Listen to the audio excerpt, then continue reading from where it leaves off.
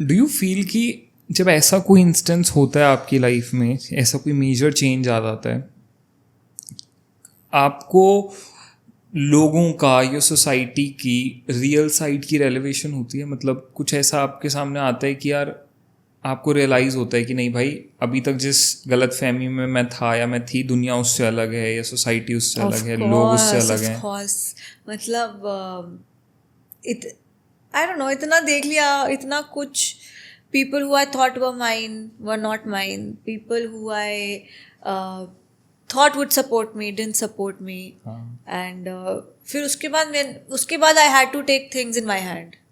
जब समझ आ गया ना कि कोई अपना नहीं है, अपनों के जो एक्चुअली अपने हैं वो तो आज भी साथ ही हैं, उनके अलावा कोई अपना नहीं है, तो उसके बाद चीज़ें ना फिर अपने हाथ में ले ली कि मतलब लड़ूंगी, गिव अप नहीं करूँगी.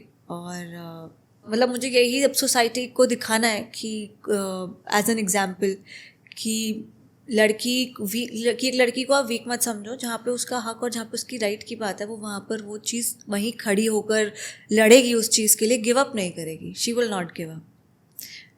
So yes, this is my purpose. अभी तो कितना फुलफिल होगा I don't know. You definitely are a big role model. That is why you are such a big role model right now कि आप clearly लोगों को ये पोर्ट्रे कर रहे हो, ये साफ साफ दिखा रहे हो दैट लोग तो बहुत माइनर ब्रेकअप्स में ही अपनी लाइफ पे होप खो देते हैं, खुद पे होप खो देते हैं, अपनी प्रोफेशनल लाइफ, पर्सनल लाइफ, हर चीज़ पे होप खो देते हैं. आप एक उससे इतने ज़्यादा मल्टीपल इंटेंसिटी वाले इंसिडेंट के बाद भी अगर सोच रहे हो कि मैं अपनी लाइफ पे वापस खड़ी हूँ, आगे बढ़ूँ, मूव ऑन करूँ, लोगों को बताऊँ कि ज़िंदगी रुकती नहीं है, that's a huge motivation. And यही जर्नी आई गेस आपकी जो है वो उससे बहुत लोग सीखेंगे कि यार if Insha can move on, अगर इतनी बड़े चीज़ होने के बाद वो आगे बढ़ सकती है, तो हम क्यों रुके हुए अपनी ज़िंदगी में, हम क्यों आगे नहीं बढ़ रहे हैं?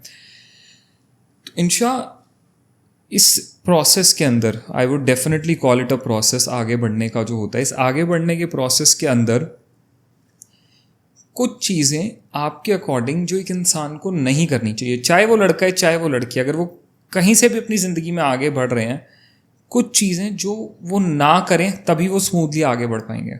जो आपको नहीं करनी चाहिए, वो मेन सिर्फ एक यही है, don't go back to the memories. जितना आप उन मेमोरीज से फॉर द टाइम बीइंग, जितना देर तक आप स्ट्रांग नहीं होते हो, भाग सकते हो ना, उतना भागो. वहाँ मत जाओ, वहाँ मत सोचो, क्योंकि वो चीज़ ना आपको वापस खींचेगी. आप आगे का सोचो, प्रेजेंट का सोचो, बैक में मत जाओ, पास्ट में मत जाओ. क्योंकि पास्ट में जाने का मतलब ही यही है कि going back to the flashbacks, going back thinking, and उसके बाद वही सिनारियोज को सोच के, उसको अलग तरीके से सोच के, दूसरे तरीके से सोच के, मतलब अलग अलग तरीके से सिनारियोज बना लोगे अपने लाइफ में. तो ये बहुत बहुत it's a cycle, it's a loop. उसी में घूमते रहोगे और आगे बढ़ ही नहीं पाओगे. तो मतलब मेरे ख्याल से तो जब तक उन मेमोरीज से फॉर द टाइम बिंग भाग सकते हो, भागो. और जब आपको लगता है कि आप इतने स्ट्रॉन्ग हो गए हो to face, and now you have detached from the memories, and now those memories will not bring you back, but आपको एक हैप्पीनेस देगी या आपको खुश करेगी, then I think you have started healing. तो वो बहुत इम्पोर्टेंट है. Absolutely right, absolutely right. अब एक कहा जाता है ना, मतलब काफ़ी कॉमन सेइंग है हमारी सोसाइटी की, कोई ना आज के वक्त में किसी को भी खुश या आगे बढ़ता देख के खुश नहीं है. कोई भी इंसान आज के वक्त में किसी भी दूसरे इंसान को थोड़ा सा भी खुश या थोड़ा सा भी आगे बढ़ता, अपने वापस पैरों पे खड़ा होता देख के खुश नहीं है. इस मूविंग ऑन की जर्नी में या लाइफ में हीलिंग की जर्नी में, आगे बढ़ने की जर्नी में भी अक्सर देखा जाता है कि यार अगर कोई इंसान थोड़ी बहुत कोशिश भी कर रहा है ना, तो उसे पीछे खींचने वाले 100 लोग खड़े होते हैं. Did you feel it?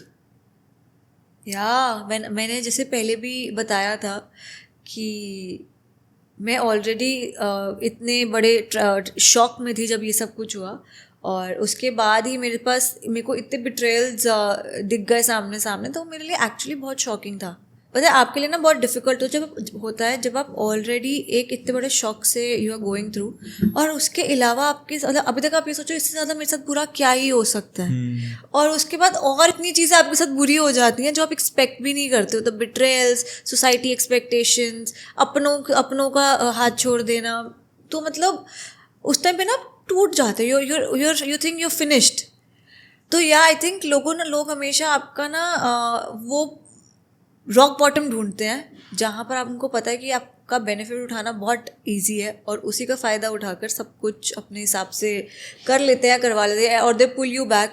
Like आपने बोला कि सोसाइटी की अभी भी इतनी एक्सपेक्टेशंस हैं कि एज मेकअप क्यों कर लिया, ग्लो क्यों कर रही है, रेडी क्यों हो रही है, बाल क्यों बना रही है. तो I think these are also an example कि लोग आपको कितना पुल बैक कर सकते हैं, कितना आपको पीछे खींच सकते हैं आपकी जर्नी के अंदर. क्योंकि आई थिंक ये इसलिए होता है क्योंकि आप ना उनकी बनाई हुई लाइफ नहीं जी रहे हो, जो उन्होंने आपके लिए अपने अपने दिमाग में परसीव किया है ना लाइफ, वो आप नहीं जी रहे हो. तो वो उनको कहीं ना कहीं ट्रिगर करती है वो इरिटेट होंगे और वो इरिटेट होती है. तो what they think is to pull you back. हाँ, but then it's your life, वो आपका डिसीजन. आपने अपनी लाइफ कैसे जीनी है, उनके पास अपनी है, उनको जैसे जीनी है जीने दो. आपकी तो अपनी आप अपनी जियो. Very true, very very true.